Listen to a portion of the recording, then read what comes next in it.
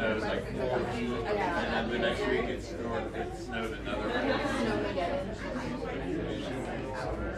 And there was that blizzard, was it 7 years ago? That like we got some good chance. It was like 2 feet of snow. Yep. One day. Yep. And then just sat in our houses.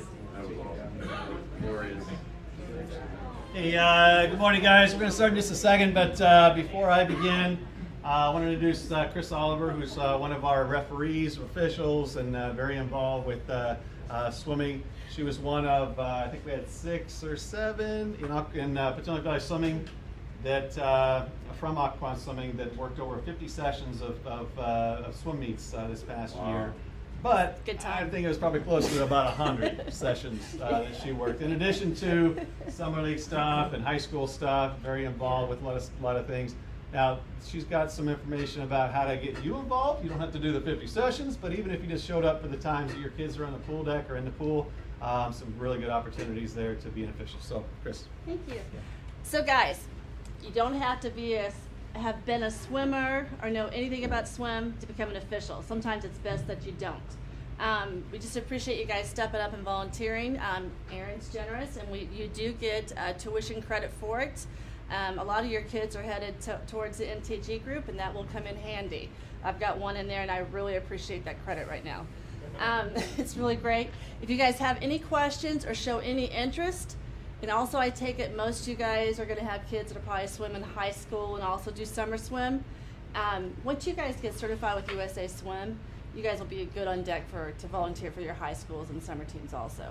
But we do have, right now we've got a great group started. It's a fun group.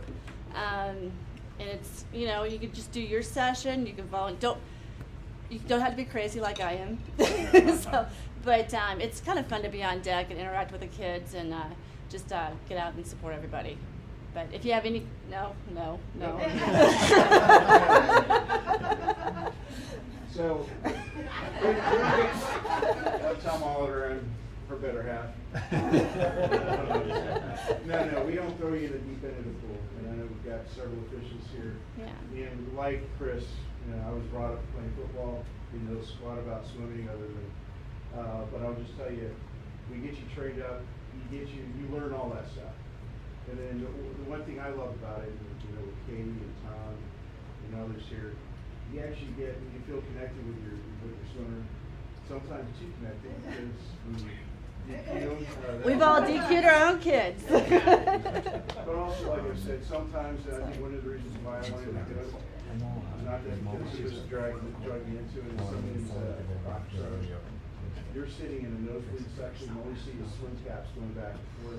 When you're down on the pool deck, whether you're timing, which is cool, because you have timers or quarters, but you can do the high fives with them, you can actually see them swim versus up in the nosebleed section. But like you said, like Erin said, Occoquan, OCCS, we have a really great group of officials, and we represent PBS extremely well.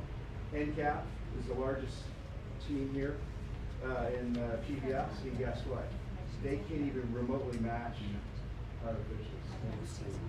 All right, thank you. Yeah. And then we'll have information fly over downstairs and grab one that has our clinics and stuff and how to get started, and then also reach out to Katie, myself, or John Vegas. Yeah. We can all get y'all set up. We appreciate y'all stepping up. All right, thank you. Thanks, guys. Yeah, appreciate it. All right, so what do I want to talk about today? We have that pre-national group, which a lot of you guys, if not all of you guys, were part of the meeting we had in the summer, so I'm not going to go too much into detail with what we talked about there, but more just to kind of set the tone and also talk about some of the things that within the whole program, where the pre-national groups sets and where we are with the kids in their training, whether it's in the pool, the mental stuff, the character traits, things like that. So plan today, first of all, I'm going to talk about what's the end result. What are we working towards? Kind of remind us all about why we're doing what we're doing. What's this group meant for, where it is in the whole paradigm of the athlete development, USA Swimming's athlete development aspect, the coaches' roles, the parents' roles, a little bit about high school, because a lot of you guys have kids that are going to be in high school, if not this year, next year, and just understanding what that means within a group like this, and then just some final thoughts. A lot of the specific stuff about swim meets and coaching stuff and policies and all that is going to come from Coach Nick here shortly. But I'm just kind of giving you the 30,000-foot view of everything, and then he'll kind of talk about a little bit more of the specifics of stuff. So again, talking about the end result. Why are we here? Yes, we are a swim team. Yes, we help promote fast swimming. But we're also talking about helping young people learn to be adults. Being responsible, being self-driven, being ethical, confident, physically fit, mentally tough, adaptable to different environments, different people, and being caring. The end result is teach them basically not to need us. And at this age, we're talking about 13 to 15-year-olds. It's at that first stage of really giving them some of that ownership of what they do, ownership of their actions, ownership of the efforts, ownership of this sport, so that they know how to control things. They know how to do things at the highest level. And be responsible for doing their own, packing their own equipment gear. And being responsible for that, just one thing in addition to everything else they do, can be just a start of the whole process. Help them be self-motivated, to want to succeed without needing us for validation. Okay? I've got some of you guys that were here for some of the other meetings. Some of these aspects are going to be similar, but it's also good to reiterate them at this level. We are looking at the bottom of the pool for a very long time. 90% of practice, your face is looking down, and you're having to make a choice as to what you're going to do. Are you going to focus on the skills? Are you going to push to certain levels? Or are you going to slack off and think about playing video games later or whatever? Okay, so we're trying to give them to have that concentration, but also have that self-motivation, which really ends up becoming discipline for doing things right. Helping them set goals, helping them not be a victim to anything. We talked a little bit about this in some of the other groups, but things are uncontrollable, right? There's certain things that we just can't control that come and affect us. And sometimes we allow them to affect us so much that we become a victim to them. And mornings are a good example. Late at night, falling victim to the smells or the cold pool or things like that, and just giving up and allowing those things to take over instead of finding ways to deal with it, overcome it, and then hopefully become better because you've taken that out as a consideration of a controllable that's going to control you to become the best you can be. Helping them maintain an open mindset versus a closed mindset. And I know Nick's talked to a lot of swimmers in the past about this in his groups, but he'll continue to do that. And being open to learning. A lot of times at this age, they start to think that they know a lot. And there's a whole lot that they do know because everybody's got one of these or access to one of these that has the answer of all the stuff. So a coach comes and tells you something, you're like, well, no, I didn't say it right here. It doesn't say that. So they think they know a lot, but we wanted them to be open to the fact that the coaches have a lot of experience, a lot of resources, a lot of tools to be able to share, and we want them to trust that as they go through. And then staying positive and learning from failure. There's always going to be opportunities to learn in everything we do, whether it's a success and they reach a certain level in something, or they fail and they just don't quite reach it, to grow and learn from those so that they can become the best they can possibly be. So we do all this through swimming. Okay, there's a lot of different sports out there, a lot of different organizations. We use swimming as our canvas to be able to promote the ideas and share the lessons and help the kids learn. Pre-national group, what to expect from a whole season here. This is kind of a long paragraph, but I'm going to read it because it gives a little bit of insight.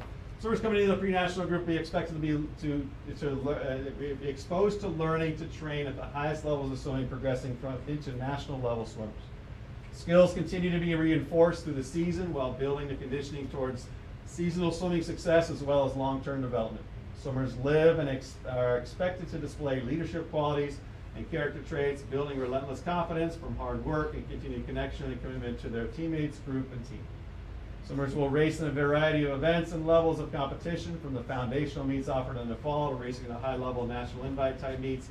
Swimmers at this level are ready to also be introduced to senior level swimming, which there's no age groups. That will help show them what's next in their careers.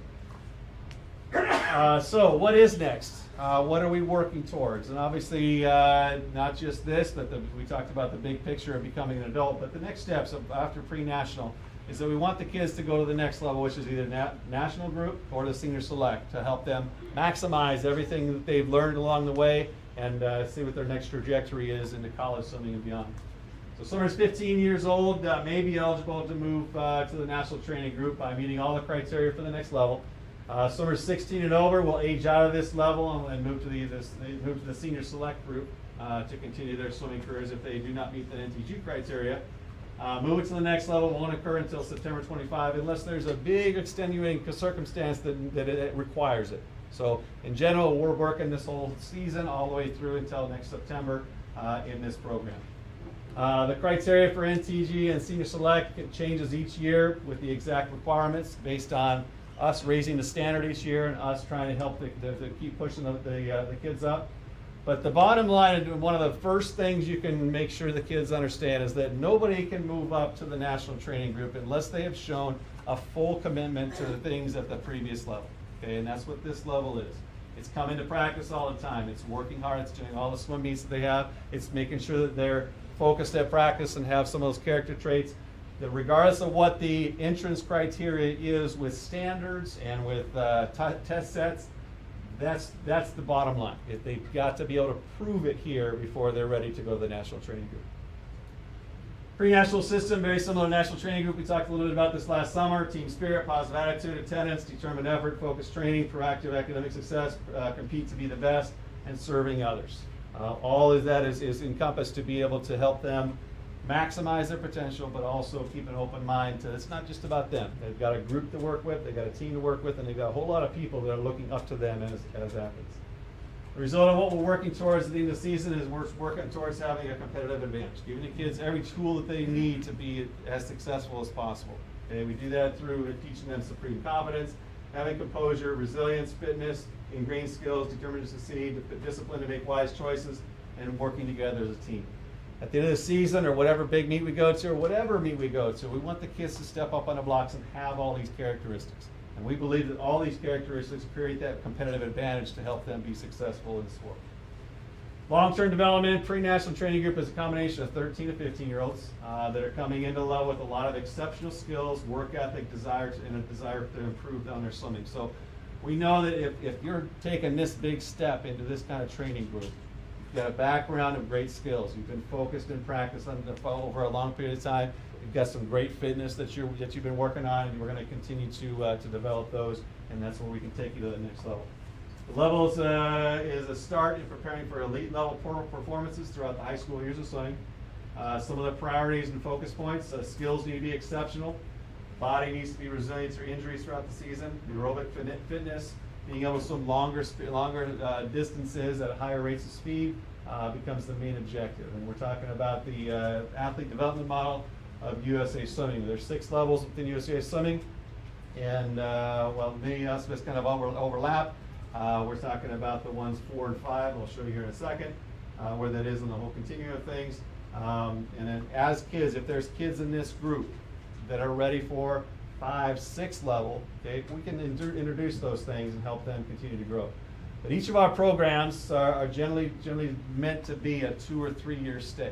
Okay, it doesn't mean the kids that are going to be sophomores next year aren't eligible for NTG. Just that this is a 2-year program in terms of learning how to do things right, growing from it, building from it, and then being able to master it, be a leader. Okay, so that second year becomes an opportunity to become more of a leader within it and know what to do as the progress goes on. So athlete development model, these are the levels 1 through 6, and where they correspond from a 6-year-old up to a 16 and over. We're talking about the pre-national levels, so we're in this 4 to 5 range, maybe a little bit of the 6 in there, and then we use the 3 stuff to help kind of set the foundation. Okay, these it's a lot of information. I'm not going to go into each one of the aspects or all the different aspects, but there's 4 aspects to it. Okay, competence, character, confidence, and connection. Okay, and we have a nice blueprint from USA Swimming that says, all right, by the time kids become an elite level Olympian, they've got to have the physical, cognitive, dryland nutrition lessons in their minds to be the best they can possibly be. And so there's a stepping pattern from learning that eating junk food is bad to how do you perform at the highest level and make sure that every single ounce of food that goes into you is going to have an effect on your long-term performance. Okay, it's kind of the progression of things, right? It goes basic, but much more complex and advanced. So we've outlined these as the main aspects that we're focusing on, and it'll kind of progress throughout the season. If they haven't learned it before, they'll learn it now, and they'll be able to catch up pretty easily based on the maturity that they're doing right now. Senior swimming. So USA Swimming is split into two categories. You're either an age group swimmer, which is what we all know of as 8, 9, 9, 10, 11, 12, 13, 14, and then there's a 15 and over, or 15, 16, or 15 and 17, 18. Okay, but it's basically two ages that are competing against each other for results, right? Senior swimming means there's no age group in the competition. A 13-year-old could be competing with a 23-year-old, all right? And it's a different realization when you become 15 years old and realize, I got to compete against the 15-year-olds, the 16-year-olds, the 17-year-olds, and 18-year-olds, and if I go to a national level meet or something in the higher levels, I even got to compete with the college kids. So it's a big pool of people, okay? So there's that big step to keep in mind that, hey, it's not quite as simple as going from 11 to 12 and then 12 to 13, where you're always going to the top of your age group. You got to keep pushing, and there's a whole lot of more to be able to learn and grow from there. Some of the common factors that we take into consideration when we're putting together a training program like this. Swimmers at this level overall very resilient and recover in a short period of time. As they become 14 and above, okay, sometimes until they're 15 or 16, they're pretty resilient. They're not quite an adult body, okay, so they can recover very quickly. We know that about them, is that from day to day they can keep on being pushed. At the high school level, a little bit past that, it's 15, 16, 17, 18, they become an adult body. And if you and I go out there and lift weights a lot on one day, we're sitting down on the couch, we can't get ourselves out of bed the next day. Okay? So our bodies don't recover quite that quickly. At this age, they generally do. There's going to be some variables with that, but for the most part, they recover relatively quickly. Swimmers at this level have great skills and hold their skills for at least 200 yards without breaking technique. Okay? Maybe not so much for the 200 butterfly for everybody, but everybody should be able to hold on to their skills over the course of time so that they don't fall apart and we know that they're doing the underwaters, the turns, and everything else right. Swimmers at this level are ready for building capacity training through endurance progressions throughout the season. So things are going to slowly get more challenging. Okay, we know we can add more and their bodies will adapt to it over the course of the season. Generally, the training is focused on training towards success in the 4 IM and the 1,000 freestyle. That does not mean everybody's going to become a distance swimmer. Okay, but what we know from a college perspective, and getting kids ready to be a college athlete and be an athlete level athlete, if we train for these things, the others we can create. Okay, if we train at this age in the 4 IM and 1,000 freestyle, when they're 17 and 18, it's a lot easier to make them into an elite level athlete. If they are constantly doing a 50 freestyle here, they aren't getting that capacity to be able to utilize and have 3 or 4 events that a college team is going to want. Okay, so we were trying to give them a nice variety of things and keep training them towards the higher levels and higher distances. There's 4 things we do when we're talking about training. Neurons develop through repetition. So as we go through things, it's going to create these neural patterns that are going to be based on what you do on a regular basis. Those neural patterns get stronger if you do it the same way over and over again. So it's important to do it right. Okay, which is when we talk about stroke technique and we're talking to kids about doing things right, they've got to be done right. Otherwise, the neural pathways get so strong one direction, we can't change it to make it easier to get back to where it should be. Muscles develop by stress. The muscle fibers will break down, the body system build back up, become stronger with it, they withstand more. Cardiovascular system. This is, again, our pathway to be able to transport everything back and forth so that our bodies can use the energy and exchange the oxygen and such. The more we can do a cardiovascular system, the easier it is to keep on building up. Okay, and this is why doing this first before doing a whole lot of strength training is important. Okay, because we want to have everything be able to be moved around quickly, lactic acid and things like that. But we can't do that if we haven't not developed a good, strong heart to shove everything in and bring it back out and all that kind of stuff as we're training. Okay, and then that includes the pH buffers. And this isn't as much with this level because their bodies aren't going to produce as high of lactic acid levels as an elite level or as a later high school age athlete will do. But that is a part of it, is that producing lactic acid or introducing acid into your body finds ways to deal with it. So when you get to the end of a 200 fly and your arms can't come out of water, your body will find ways to get it out of there so you can continue to push fast. But all of that doesn't matter, the training stuff, unless you attend practice. Okay, attendance is the key. Okay, Coach Nick, Coach Jorge, Coach Meg, and myself, we are all here to provide all the tools that you need to be successful. Okay, we can't do it if we don't have you here, though. Okay, we can't just say, all right, here's what we did today. Mentally think about it, and maybe that'll help you out. Can't do that. We need you here. Okay, training's going to progress, so it's going to get tougher as the season goes on. If you miss too much of that, this little progression that the whole group is on, you may fall off right here and then come back when they're already up here. It's a big jump to make. Okay, and that's where the injuries and illnesses can happen, and also it can become very miserable if you have to come back into it. We all know what it feels like to take 3 weeks off and come back and swim. Okay, same thing, but the whole problem is now the group is way ahead of that. Skills are going to get more advanced, so you may be working on a certain aspect. Maybe it's the underwater dolphin kicks, and for the first couple weeks, it's just getting out to that first red line. But by the time we get into the season, we want to be getting to the second red line. Okay, if you miss too much of the skills and kind of building up from there, it's going to result in poor performances because the skills aren't put together. The group's going to bond. Okay, the great thing about this group, the thing I love about it, is that it's swimmers and families from all over Prince William and Fauquier County that are coming together to create a group like this. There's going to be a lot of great energy here, and a lot of relationships are going to be built. And because of that, it's important to be here with it, because otherwise these relationships and the training partners are going to be created by just those kids who are here at practice. Okay? And if you miss some of those opportunities, those bonds are going to be part of someone else's relationship instead of yours. So being at practice is key to having and building up that energy, so when you get to a meet as a group, you feel like you've all put in the time, you've all put in the effort there. Couple of considerations in training. This is again, random things that we think about here. We know there's going to be body changes, mind changes, training opportunity window. This is a big window right now to build skills and make sure they're refined, as well as building that aerobic capacity. We know there's going to be some growing pains in there with kids as they start growing really quickly. The puberty happens, the bones are going to expand, things like that are going to happen. And we know that we need to deal with those things.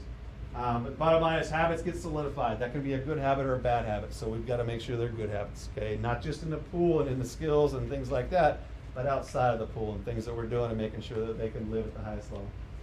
Our role as coaches to be a positive part of each athlete's life and teaching them how to perform at their best and swimming in all that they take in, provide a safe place where they can navigate swimming and the use of swimming to be their best in everything, inspire, encourage, provide training opportunities for success, provide open and honest communication, build a competitive advantage in swimming. Parents' role, okay? What I need you guys to help with, and your kids need you to help you with, is first of all, let the coach be your swimmer's coach, okay? They're going to build a trust and a relationship and a communication style that is going to help them learn and grow and become the best they can. If they're telling them one thing and it's based on the best interest of that child, and you're telling them another thing that's contradictory to them, now the kid is stuck in the middle and says, do I trust here, do I trust here? And they get confused, and now they don't trust anybody. Okay? Let the coach be the coach. Let the coach make those decisions and have those communications with them about swimming. Doesn't mean you don't talk to them about swimming. It just means decisions and things that you're talking about and teaching the kids, let the coach have to be that information for them. Show your support for the coach. Again, if you ever have questions about the coach, please do talk to Coach Nick, Coach Jorge, or myself, or Megan, about any concerns you have. Don't allow the kids to become part of that. Okay, again, we're trying to build the relationships and help them. And if you have any questions about us, we don't want to feel like we're not talking the same language to the kids there. Help the kids progressively take ownership of their actions and their results. So we're trying to help them again become adults. So taking responsibility and giving them some of that ownership of their efforts and their results and things like that come from those. Don't compare your children to others. And I realize that we're in a competitive environment, right? We are talking about swimmers racing against other swimmers. It's hard to not compare. But I will tell you that it's important to keep in mind that there are different developmental pieces of your season and of the career that are going to happen that may change the whole thing. And we've seen it a lot with an 8-year-old that's the best in the county, and then the rest of the kids are just keep working hard, and they catch up. Okay, by the time they're 11 and 12, everybody's competing at a very high level at that level. Okay, because they've learned how to work hard. So try not to use those comparisons, especially around the kids. Encourage identity outside the pool. Swimming is important, and obviously it's important to every kid that's in this program. But it can't be the only thing. Encourage them to have an identity outside the pool. Encourage them to be involved with their church and activities and schoolwork and all that kind of stuff. And be able to balance that within something that they're passionate about, like swimming. Okay, you're going to put a lot of time into this, but it can't be the only thing. There's got to be a balance within it, and certainly helping them to learn from other arenas is good too. Enjoy being a parent. If it's not fun, you might be a pressure parent. Okay? If this feels like every time you get to a meet, you're like, you might have some pressure problems, and you just need to go and learn a little bit more. There's a lot of things that, I used this example the other day. First time you have a child, you're like, oh my God, what do I got to do to be a dad? I got to read some books and learn from other people that have done it, right? Because we don't know what to do. Okay, but same thing happens now. Your kids are growing up, and as they grow, you want to learn from people that have been there, that have done it, that have seen some of the differences of kids that go through different progressions, to learn from them. So don't be afraid to learn from others out there, whether it's other parents, other coaches, and especially being involved with some of the older coaches that have coached kids for a long time at the high school age. We see a lot of things that we have to either help the kids through or that help make it easier to be successful in high school. Get involved. Find ways to support your swimmers, coach, volunteer meets, become an official, etc. Couple other real quick things, and I promised I was going to be 30 minutes. I got 3 minutes left. Other things to help here. Set priorities. So if swimming is an important piece, obviously academics is very important, family is very important, church is very important. If swimming is a piece of that importance, then make sure you protect it. Make sure you set it up there first, and then start to throw in the chess club or some other things they might be interested in. Just to make sure you protect some of the basics and foundational things that are very important for them.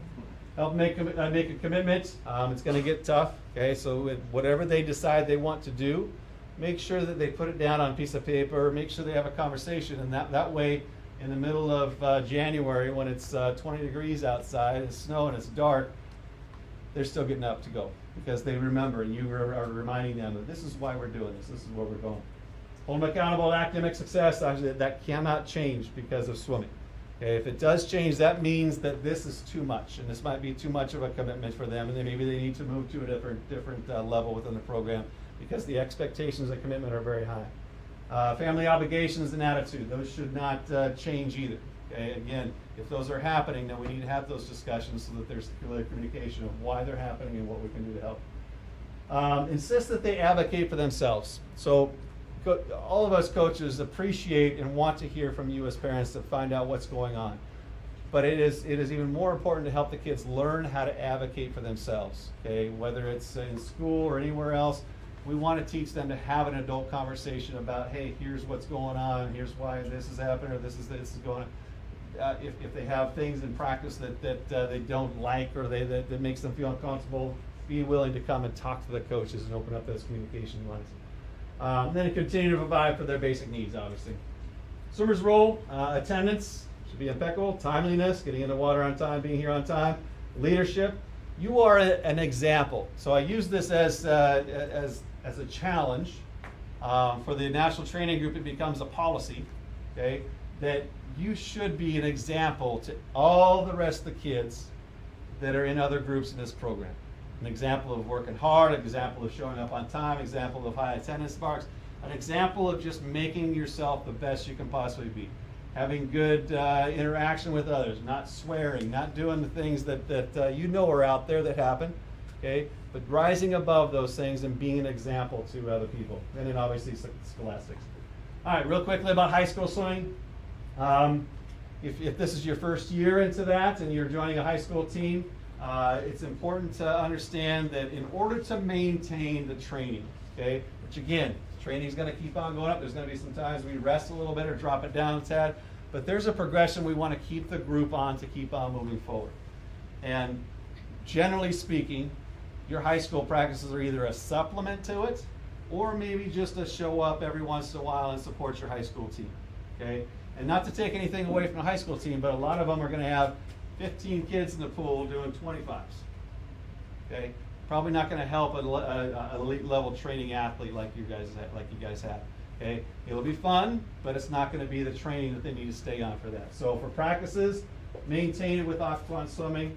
Throw in a high school practice whenever needed. And generally speaking, all the high school coaches in the area will tell you the same thing. Hey, we don't want you here. We're trying to work on the kids that are still learning how to do a butterfly, okay?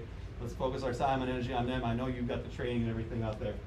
Definitely compete with both. Okay, there's a lot of exciting things that come with high school swimming, and one of those is recognition around your peers, recognition for your school, and those are all great things. We want to keep promoting those. Don't sacrifice practice time for swim meets. So there's going to be there's swim meets on Friday night. There's going to be swim meets on Saturday.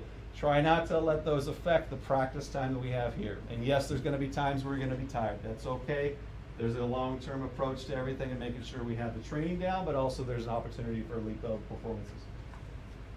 So don't get lost in the short term, stay in the long-term goals, and then communicate with your coaches. Obviously, talk to your OCCS coaches about what your plans are and who you're swimming with and what's going on and what you swam that weekend, how you did, and all that kind of stuff. But also let your high school coach know how important this stuff is. The whole progression of swimming, the year-round swimming. That you're not just coming in for a few weeks for high school swimming season and just using that piece of the sport. This is a big piece of your life. So if you communicate to that to the coaches, they'll start to understand, they'll see it, and they for the most part know that that's the plan. All right, final thoughts for me. Swimming is a means to an end. Okay, again, yes, it's high performance and everything, but it's also about teaching young people how to be responsible adults. Swimming should be not define your child, but if it's something you want to be successful in, you should prioritize it to become your best. So, we don't want to define them by it, but we want to prioritize. We want to make sure we're scheduling things around it because it is an important part of their lives. Stay interested, keep involved with what's going on, but also be ready to push and allow them to push themselves and learn and overcome some challenges. Remind them that you're the biggest fan, even though I know as a parent it's tough to kind of keep some of the words back after a bad performance. But at the same time, let them know you're just a fan. You're just trying to help them out, not trying to be a critic of them, just trying to give them some ideas on what to do. Remind them you want them to be successful because you like to see them happy and accomplish great things, but it's not what defines your support for them. It's the pursuit of that, improvements, the quest for becoming their best that makes you most proud. So it's not the results, it's the process that we're trying to promote. Become involved with their passion. Obviously, volunteer officiate. We've got a lot of needs with that all the time. Last thing is we're in the final planning stages of a training trip to Indianapolis for kids that are going to be working towards the national training group in the next year. That'll be over the course of Olympic trials. It'll include training at a facility out in Indianapolis. It'll include going to Olympic trials to watch some of the swimming, and it will include a swim meet. We've got all those things kind of encompassed with that to kind of get a full immersion of what it's like, in hopes that your kids will kind of see what it's about and feel that energy. It's pretty awesome. It's really awesome. And downtown Indianapolis is going to be really cool where the stadium is and then the access to everything down there. So other than that, any questions for me? I'm sorry I went over a couple minutes there, but any questions for me, guys? Anything I can help with or clarify? I assume we'll get an email about the national training trip. Yes, yeah. Once I get all the details put together and I feel like I'm ready to shoot it out there. Yes. All right, thank you, Coach Rick. I'm gonna load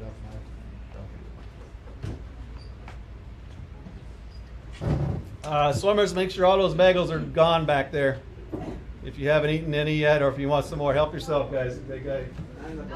Food, and more food. And a Belvita and parents' coffee. For the trip, what is your perspective on missing school? And I know that we've already started missing school in the previous groups, but I feel like this would be more school missed with this group. So what's your kind of? So here's that's a great question actually, and we think about this quite a bit.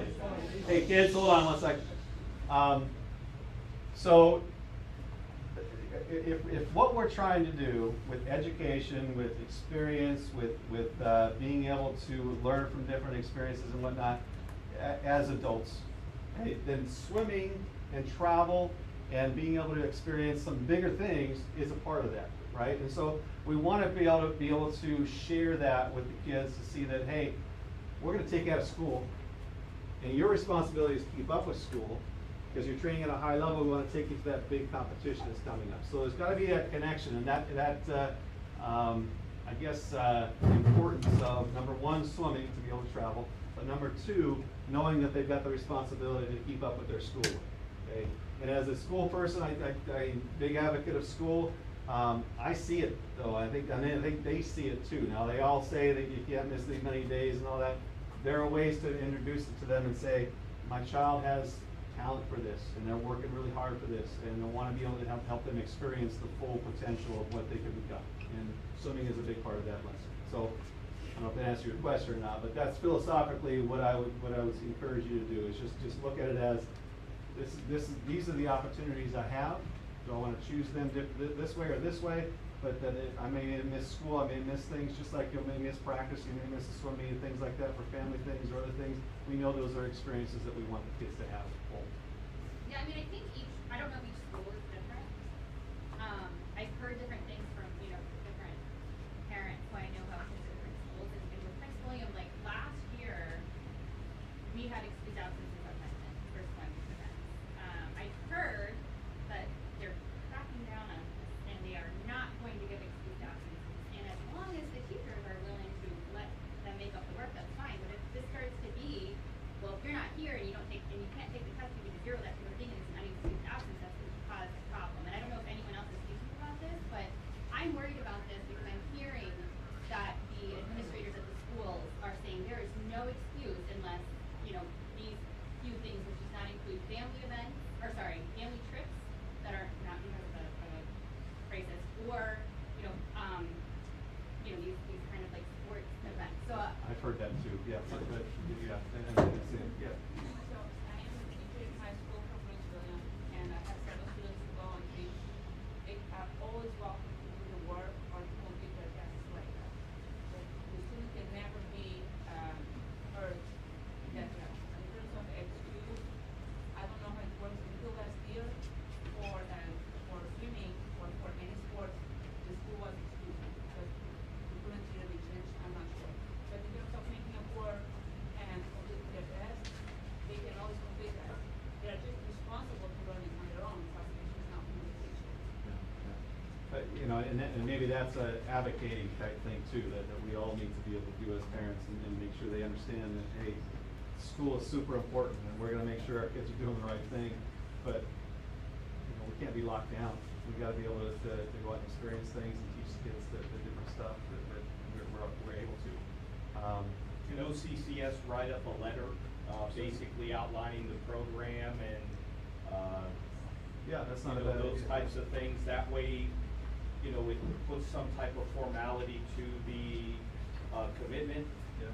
right? Because there are exceptions to PE requirements for certain schools. I know that they'll waive requirements if they are worried that it can interfere or because of fear of injury,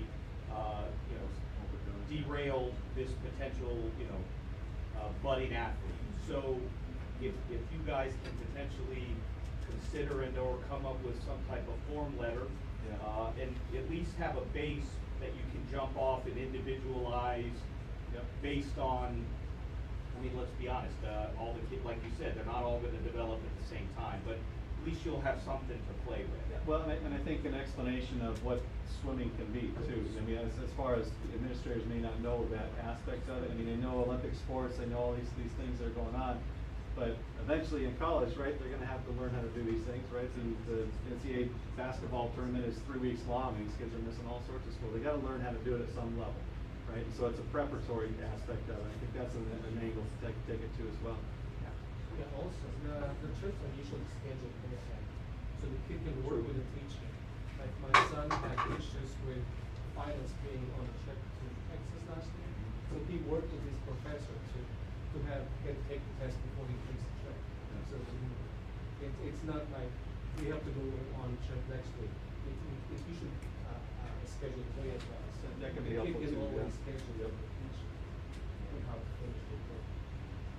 Can I get a note for work as well? If you're an official, yeah.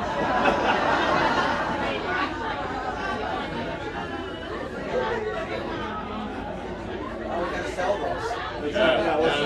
Fundraiser. It's a fundraiser, yeah, an official letter of excuse for work. Aaron, that the magic number is 10 for the absences. I know this year, spring Florida, that's not over spring break. That's 4 right there. So yeah, I think like a letter something, just because they are cracking down big time. It's one of their tenets this year they're focusing on, and it's not the swimmers that are the problems, it's other things within the communities going on, but that could be very helpful. Well, there was a chronic absence, not the COVID. But Forest Park is gonna start flagging the kids starting 2 excused absences. So they're gonna start reaching out to the parents and asking why, and you better have an answer. Yeah, well, and that lends to that letter, right? So at least say, hey, here's what my kids are doing. So yeah, we'll work on that. That's Yeah, and actually having the schedule in the letter would be great, like Yep. for this group.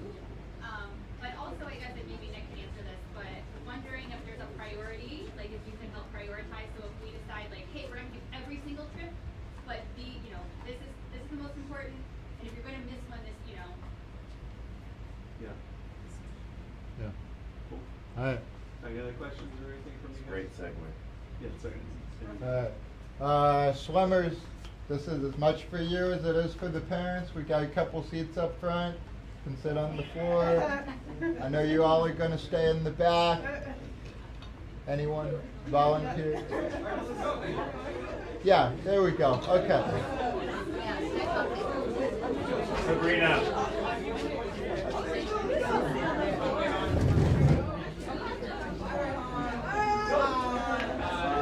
On the floor. All right, yeah, there we go. Okay. The rest of you are welcome to join whenever you want. Okay. So, there's a lot of things I want to talk about. I picked 3 of them, and then I had a group come up to me yesterday and said, how long are you going to talk? Because I have some important things to do. So I'm going to go with the 2, and we'll talk about the 3rd. I'll talk about that with the swimmers probably Tuesday. Okay? So just a couple of quick things, and then I want to spend most of the time on the growth mindset. Okay? Admin items.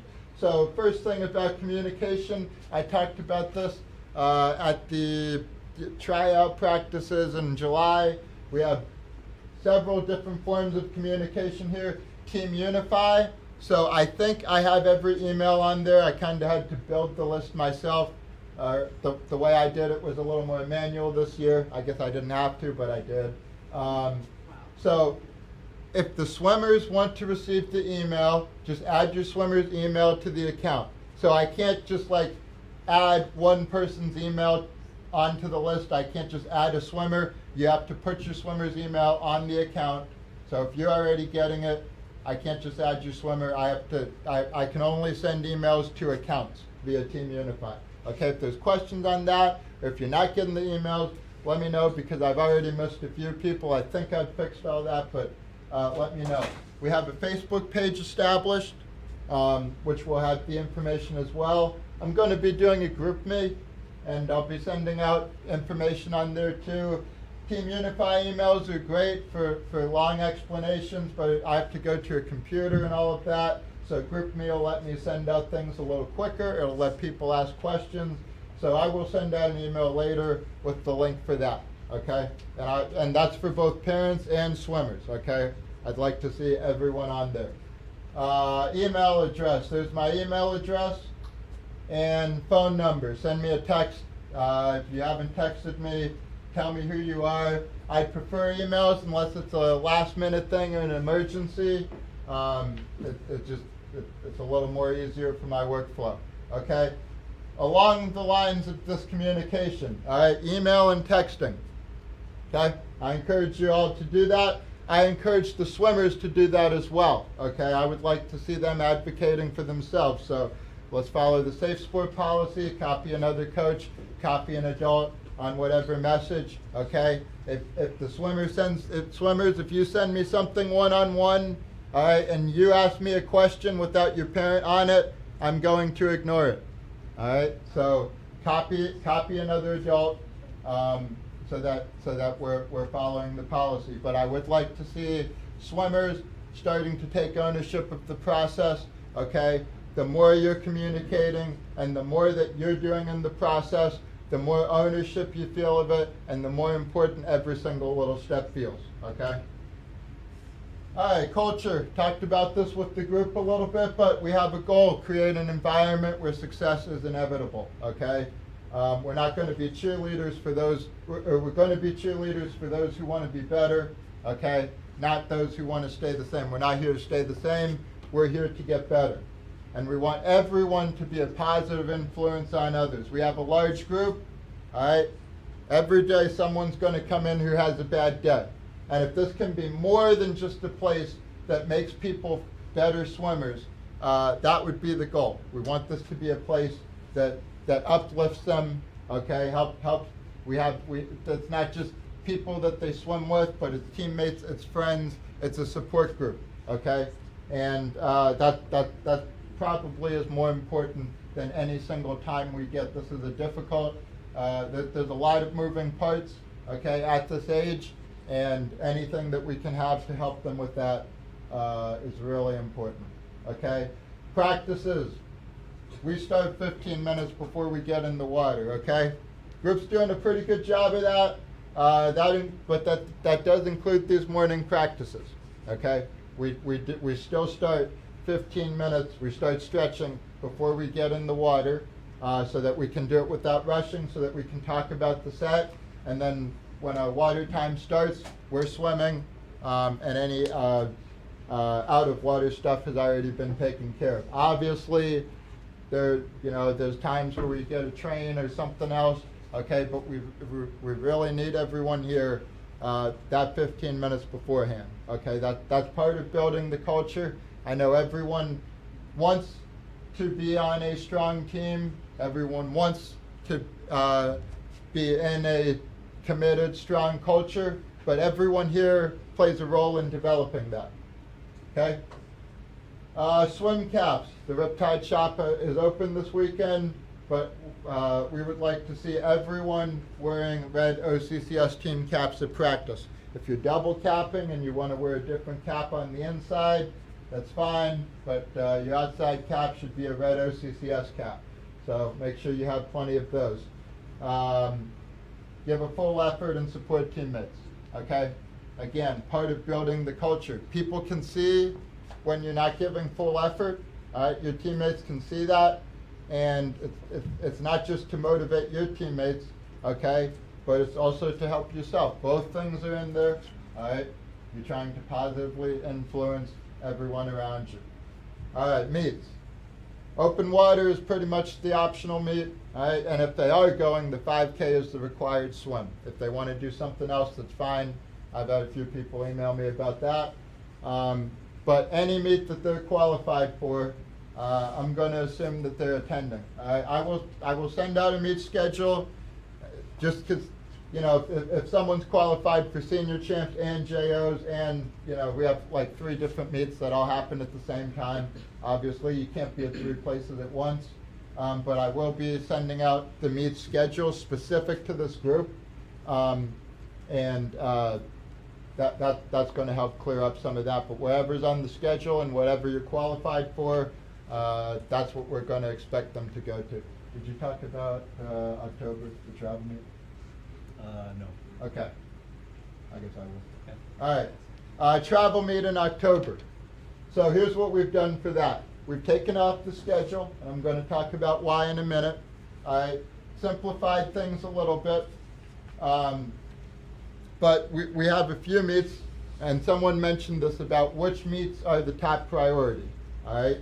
And you can see it. We have the number 1 there for 13-14. So that's the ISCA showcase. I'll talk about that in a minute. But we're going to have, this way we're going to just do the regular lineup of meets that we have at this facility here. All right?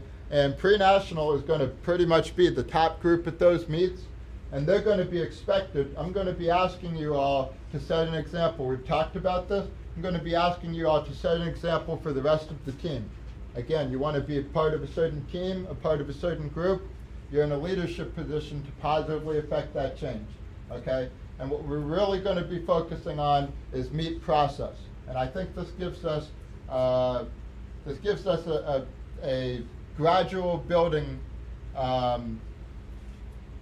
gradual build-up of the process that we want to see. So we'll start with some of these simple meets, okay? How are we going to stretch? First of all, how are we going to walk into the building? How are we going to stretch? All right, how are we going to warm up? How are we going to cool down? What are we going to do when we're behind the blocks? How are we going to respond to any race result that we have?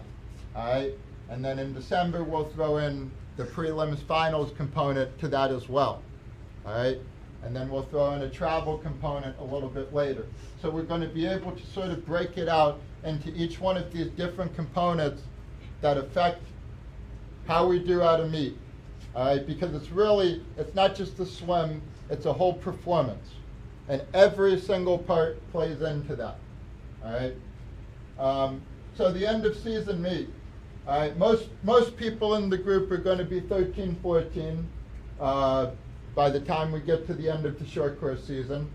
And we'll have a couple 15-year-olds, and you have some meet opportunities as well. But for the majority of our 13, 14s, all right, one, we want to see you qualify, and two, if there's a number one priority meet, then that would be the meet. And I understand it's not over spring break, okay, we just talked about that.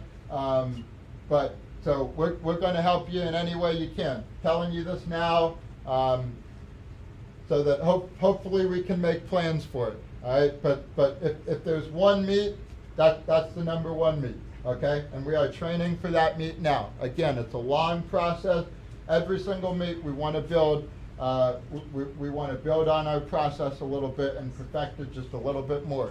Because when you get somewhere else where it's further away and it's hotter and the competition is faster and it's 1 or 2 extra days of a meet, it only takes one of those things to change the outcome.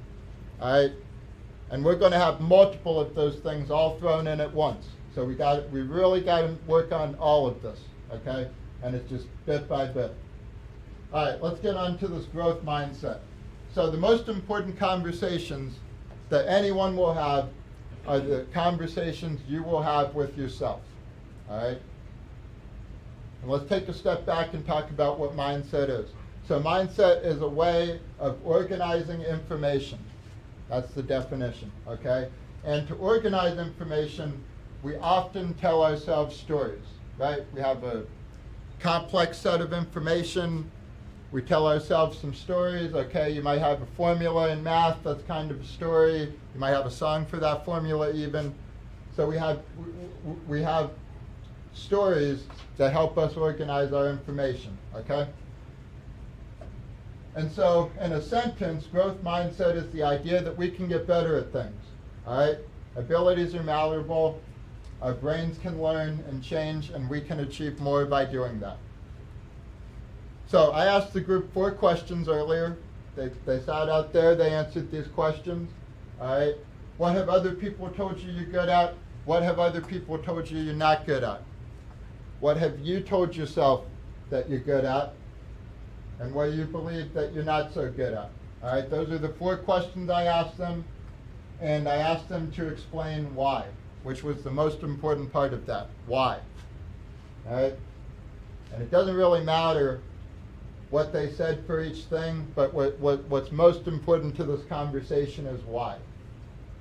And I'm going to narrow this down a little bit again because people said, how long are you going to talk? So, cutting it down to one thing, okay? We're going to talk about praising performance versus praising effort, okay? Here's some examples of performance feedback, okay? And in this presentation, I might use words like identity feedback or intelligence feedback. We can just bundle all of those together, okay? So these are some of the statements that you might make to someone else or make to yourself. You're so smart, you're so talented, you were born to do this. You're a natural athlete, all right? Those are performance feedback statements. Now, effort feedback, okay, it focuses on effort. You are dedicated. That's probably my least favorite of the examples. These other 3 are more relevant. You know how to persist. You know how to do hard things. I can see that you worked hard, all right? Performance feedback, effort feedback. So, how do we know which is which? Praising performance attaches a label, all right? And praising effort attaches a verb. So you can look at any statement, all right? Any statement you make about yourself or someone else, are you attaching a label or are you attaching a verb? So, here's an example, okay? This is a study done Okay, it was done with children. They did some tests.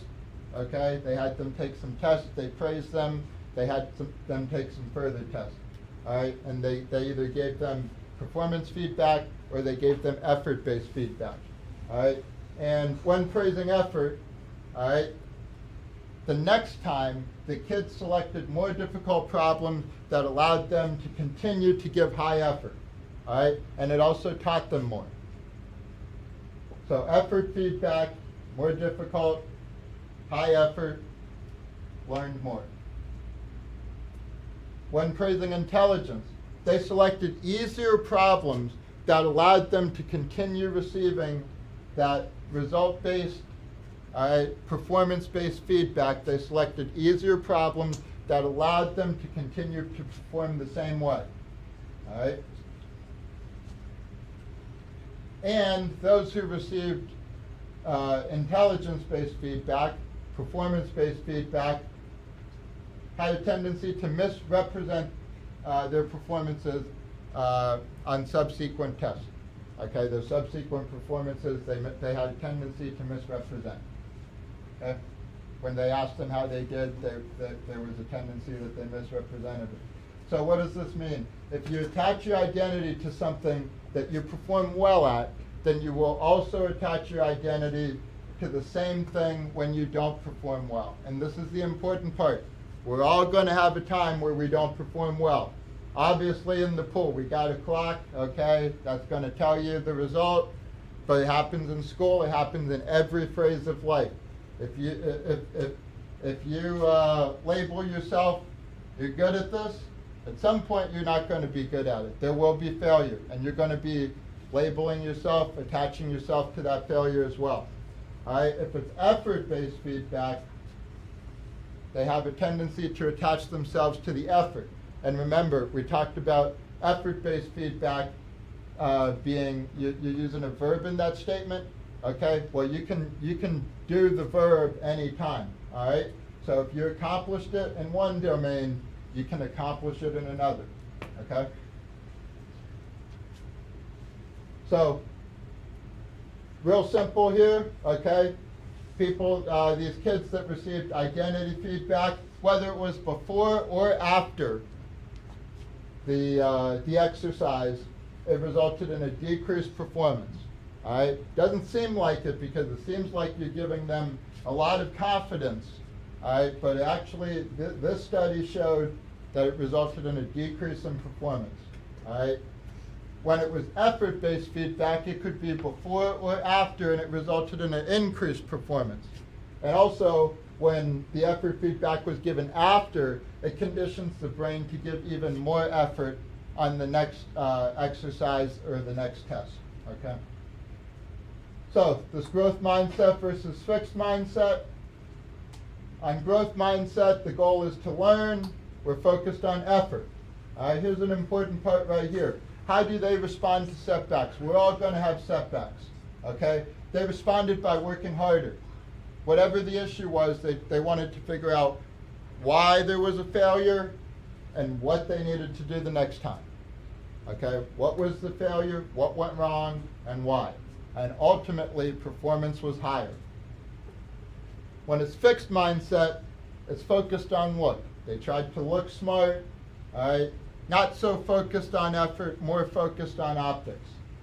And the other part of it was that they responded to setbacks, to failure emotionally, okay? The negative emotion parts of their brain actually activated when there was a certain failure or a certain thing that they got incorrect, okay? It was a measured emotional response, not just some sort of subjective thing. This was actually measured, and performance was lower, okay?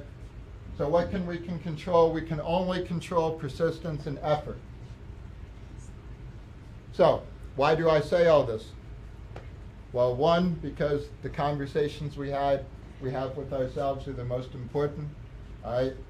And I as a coach, and I know us as parents, we want to optimize performance, okay? And so this is something I constantly think about when I give feedback. When I give feedback, am I putting a verb on it or a label? All right? So back to the 4 questions. When you have a chance, pull out your notes app, look at your statements. How many of them are, oh, here we go now, some of you are doing it. That's okay. How many of you attached a label? How many of you attached a verb? Okay? Reframe your statements to be effort-based. You can change from a fixed mindset to a growth mindset. Okay? So all those things we talked about here, these things, you might get out of the water, have a bad race, and this is what happens. That's totally okay. All right? All these things can happen, but performance is going to be lower until you can do these things. It might be 5 minutes from then, it might be an hour, it might be a week. For some people, it's a year or more. All right? But you can't achieve the benefits of growth mindset until you shift the frame of thinking. Okay? So we've all been here. Okay? We will all be here, but the sooner we can get here. Okay, you have a bad race. You want to do better on the next race. You want to do the best you can on the next race. All right, you're getting out of the water like this. Next race is in 30 minutes. That's very quick, but if you can, you're going to do a little bit better. All right.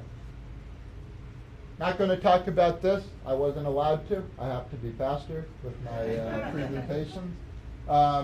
But we're going to talk about stress, and I'll just leave it with this. I can send out the notes. But here's the thing about stress. A lot of misconceptions about it, but it is neither good nor bad. All right? There are pros to it, there are cons to it. And what really matters is whether we believe the sensations we're having, okay, whether it's an elevated heart rate, a narrow field of view as we're focusing on something. What really matters is whether we think that those sensations are benefiting us or diminishing our performance. All right? And I know that sounds like crazy, but there's real science behind it. All right? And part of it, a big part of it, is putting yourself in environments, safe environments, where you can continue to be stressed, all right, a little bit more and get used to it. That's called swim practice. So I'm just going to leave you with this. All right? Difficulty, struggle, and frustration when you're learning something are not signs that you've reached your limit. They're signs that you are expanding your limit. Something to remember. All right? Hard to do in the moment. Hard to do when things aren't going well. But that's what it means. If it's always easy, then we're not going as far as we can go. All right? So, I think I did okay. Nailed it.